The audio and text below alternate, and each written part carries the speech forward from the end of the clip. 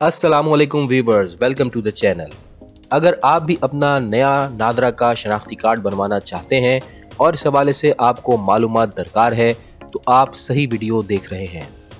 आज मैं आपको बताने जा रहा हूं नादरा से फ्रेश आईडी कार्ड अप्लाई करने का प्रोसेस और उसकी डॉक्यूमेंट्स रिक्वायरमेंट। तो इंशाल्लाह इस वीडियो के बाद आपको फ्रेश आईडी कार्ड बनाने के हवाले से कोई दुश्वारी पेश नहीं आएगी। तो वीडियो शुरू करते हैं, लेकिन उससे पहले आपसे रिक्वेस्ट है कि अगर आप पहली दफ़ा आए हैं हमारे चैनल पर तो सब्सक्राइब ज़रूर कीजिए ताकि आपको मज़ीद आने वाली मालूमाती वीडियोज़ मिलती रहें। तो वीवर्स, शनाख्ती कार्ड बनवाने के हवाले से दो सिनेरियोज़ होते हैं। एक तो ये कि जब आप अपने ब्लड रिलेटिव यानी खूनी रिश्तेदार को साथ लेके जाते हैं, और एक सिनेरियो ये होता है कि आप किसी को साथ लेके नहीं आ रहे और डायरेक्टली अपना आईडी कार्ड बनवाना चाहते हैं। तो इन दोनों केसेस के अंदर आपको कौन कौन से डॉक्यूमेंट्स शो करने होंगे।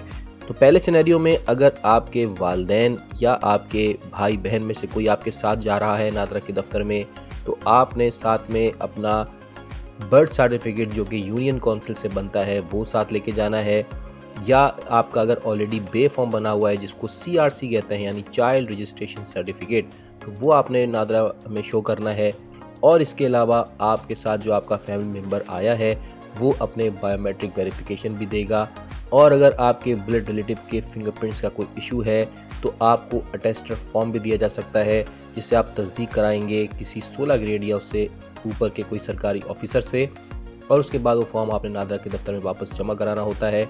उसके बाद ही आपका शनाख्ती कार्ड प्रोसेस होता है।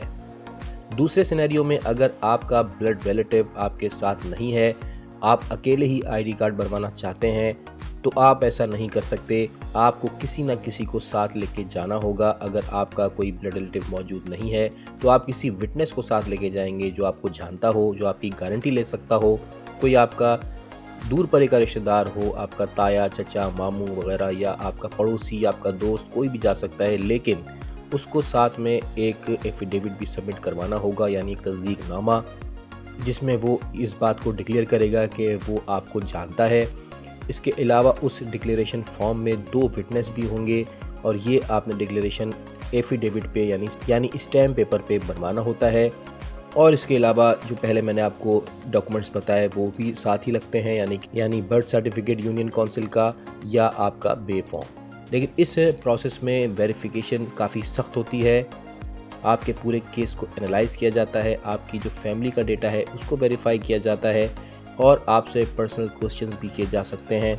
बल्कि ये मैं आपको बता दूं कि हर केस में ही एप्लीकेंट का इंटरव्यू किया जाता है। बाकायदा एक चेकलिस्ट है नादरा वालों के पास जिसमें से सवाल आपसे किए जाते हैं, और अगर आपने उसमें से कुछ सवालात के जवाबात सही ना दिए तो आपका केस जो है वेरिफिकेशन ब्रांच में भेज दिया जाता है और फिर आपको एक लंबे प्रोसेस से गुजरना पड़ता है। आपका बोर्ड वेरिफिकेशन होती है और आपसे आपके कोई पुराने डॉक्यूमेंट्स आपके फैमिली के मांगे जाते हैं जिसकी बुनियाद पर ही आपको क्लियर किया जाता है। और बाज़ केसेस में ये भी होता है कि आपके केस को रेफ़र कर दिया जाता है, IB में भेज दिया जाता है और वहाँ से वेरिफिकेशन होने के बाद ही आपका कार्ड प्रोसेस होता है। और इस पूरे अरसे में काफ़ी टाइम लग जाता है, तकरीबन कम से कम 1 महीना या ज़्यादा से ज़्यादा 6 से 8 महीने भी बाज़ दफ़ा लग जाते हैं।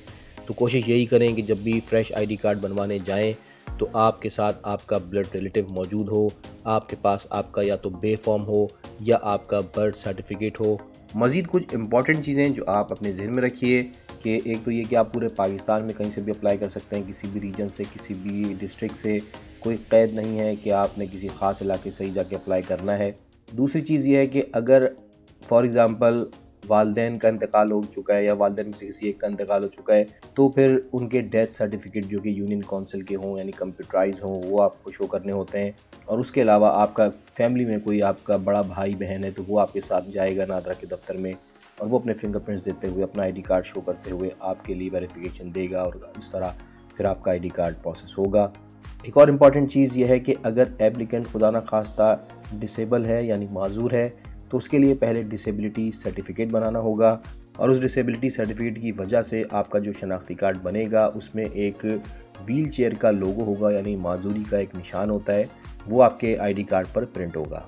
और लास्ट में सबसे ज़्यादा इंपॉर्टेंट चीज़ आपको बता दूं कि फ्रेश आइडेंटिटी कार्ड जो है वो ऑनलाइन नहीं बनता। बहुत से लोग ऑनलाइन अपना अकाउंट बनाते हैं नादरा की वेबसाइट पर या जो नादरा की ऐप है उस पर रजिस्ट्रेशन करते हैं, लेकिन वहाँ पर उनको कोई ऑप्शन नहीं नज़र आता फ्रेश शनाख्ती कार्ड के हवाले से।